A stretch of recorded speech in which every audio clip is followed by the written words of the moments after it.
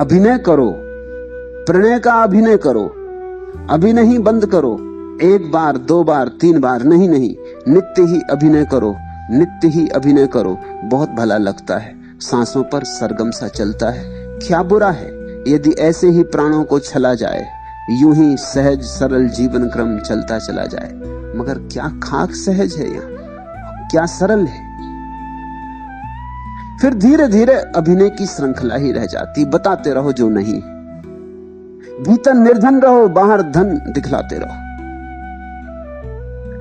भीतर अज्ञानी रहो, बाहर ज्ञान दिखलाते रहो, भीतर संताप और बाहर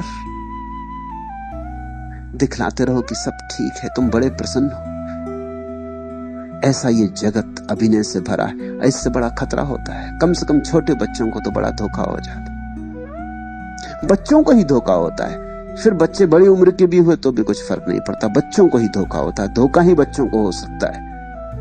तुमको भी धोखा होता है कि सब लोग इतने प्रसन्न चले जा रहे हैं, देखो कितने लोग आनंदित हैं, मैं ही एक दुखी। ये हर एक का अनुभव, प्रत्येक ऐसा ही सोचता है कि मैं ही अकेला दुखी है। प्रभु मुझे ही क्यों दुखी बनाया। सारी दुनिया इतनी खुश मालूम हो रही, रंगरेलियां चल रही, लोग हाथों में हाथ डाले जा रहे, गीत गा रहे, नाच रहे, सारी दुनिया इतनी प्रसन्न है, मैं ही क्यों दुखी हूं। ये सभी का भीतरी अनुभव है कि मैं ही क्यों दुखी हूं।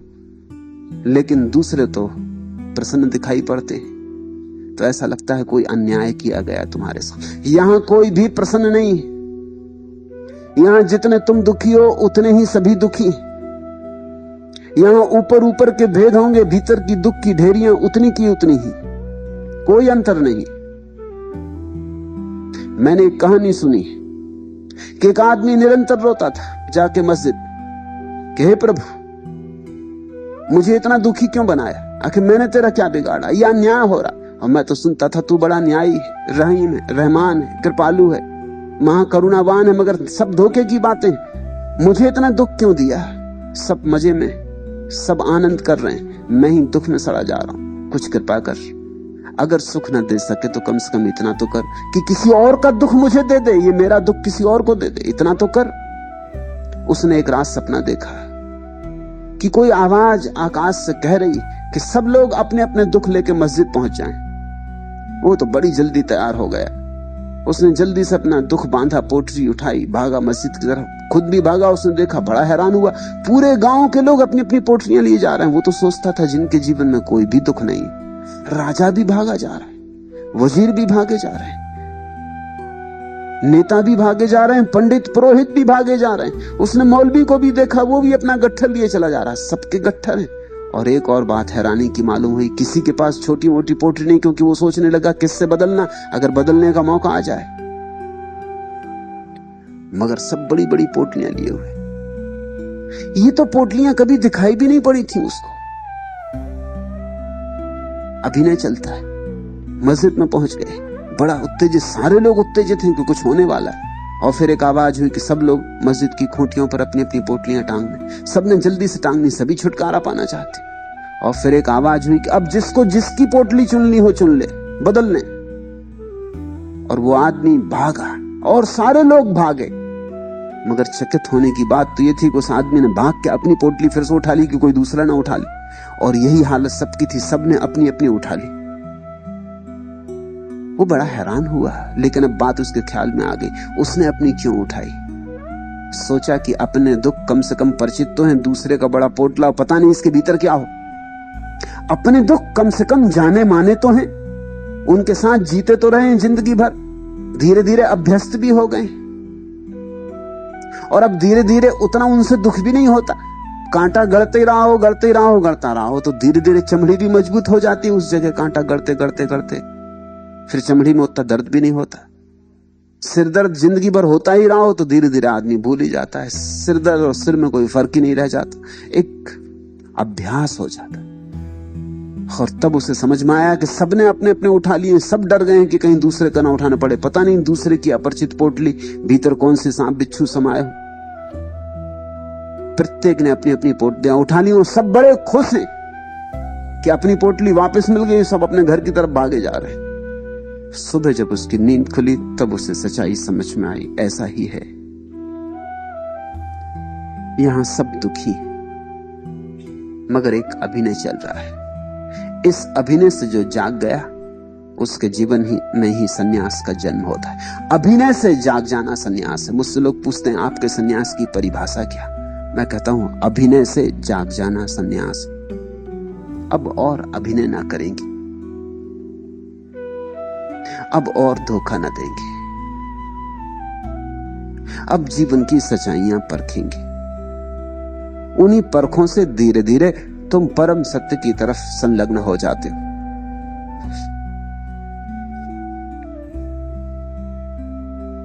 ज्यों ज्यों सूखे ताल है त्यों त्यों मीन मलिन। वसंत बीतने लगा, अब तालाब सूखने लगा, जीवन का तालाब, समय की धारा धीरे धीरे सूखने लगी, आदमी बूढ़ा होने लगा। ज्यों ज्यों सूखे ताल है त्यों त्यों मीन मलिन। स्वभाव था, वो जो मछली उस सागर के पानी में रहती थी, तालाब में रहती थी, अब तालाब तो सूखने लगा, वो मछली बड़ी दुखी होने लगी। इसलिए बूढ़ा आदमी दुखी होने लगता है। तुम किसी बच्चे को शायद ही दुखी पाओ, तुम किसी बूढ़े को शायद ही सुखी पाओ। अगर बच्चा दुखी मिल जाए तो समझना कि पिछले जन्मों की कमाई है, और अगर बूढ़ा सुखी मिल जाए तो समझना इस जन्म की कमाई है।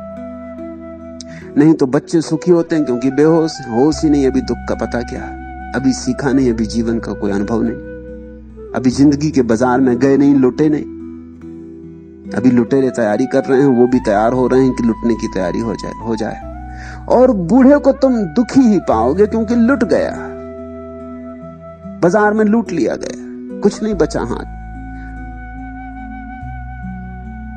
अगर बूढ़ा प्रसन्न मिल जाए, आनंदित मिल जाए तो समझना संत है, और बच्चा अगर दुखी मिल जाए तो समझना कि संत है।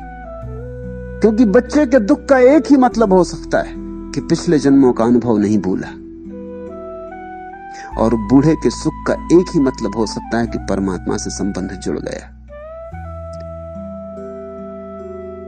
ज्यों ज्यों सूखे ताल है त्यों त्यों मीन मलिन। मछली बड़ी दुखी हो रही, तालाब सूखने लगा। त्यों त्यों मीन मलिन, जेठ में सूख्यो पानी, और वो मौत आने लगी जेठ जैसी। जेठ का महीना आने लगा, घबराहट बढ़ने लगी, तालाब का जल उड़ने लगा, वाष्पीभूत होने लगा। अभी था रोज रोज नहीं होने लगा। ऐसे ही तो उम्र एक दिन उड़ जाती, पता भी नहीं चलता कब हाथ से निकल गई। ज्यों ज्यों मीन मलिन, जेठ में सूख्यो पानी, तीनों पन गए बीत, भजन का मरम न जानी। बचपन बीता, जवानी बीती, अब ये बुढ़ापा भी बीतने लगा, ये आखिरी जल की धार भी उड़ने लगी, अब मीन के मरने का क्षण आने लगा। तीनों पन गए बीत, भजन का मरम न जानी। और जीवन में जानने योग बस एक ही बात थी, भजन का मरम, भक्ति का अर्थ,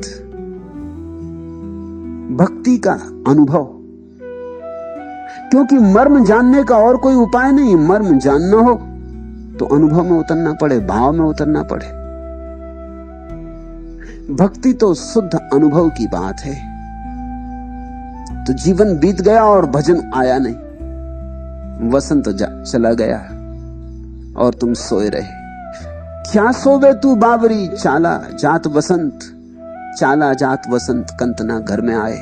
भजन का अर्थ है कंत का आगमन शुरू हुआ, प्रार्थना उठने लगी, अर्चना जगने लगी, उपासना होने लगी। धीरे धीरे अब संसार का ही रटन नहीं होता मन में, अब प्रभु की भी याद आने लगी, जिक्र शुरू हुआ, याददाश्त शुरू हुई, सुरती उठी। तीनों पन गए बीत, भजन का मरम न जानी। कमल गए कुमलाए, हंस ने किया पयाना। और इंद्रियों के कमल, आंखें, कान सब कुमलाने लगे। वो इंद्रियां जिनको तुमने अब तक जीवन जाना था वो कुमलाने लगी। कमल गए कुमलाए, हंस ने किया पयाना। और अब हंस के उड़ने का क्षण आने लगा। ये जीव अब जाएगा, पता नहीं कहां, किस अंधकार में, किस लोक में। इसके जाने के लिए कोई तैयारी ना की, क्योंकि भजन का मर्म ही ना जाना। भजन को जान लेते तो आगे की तैयारी हो जाती। मृत्यु के बाद की तैयारी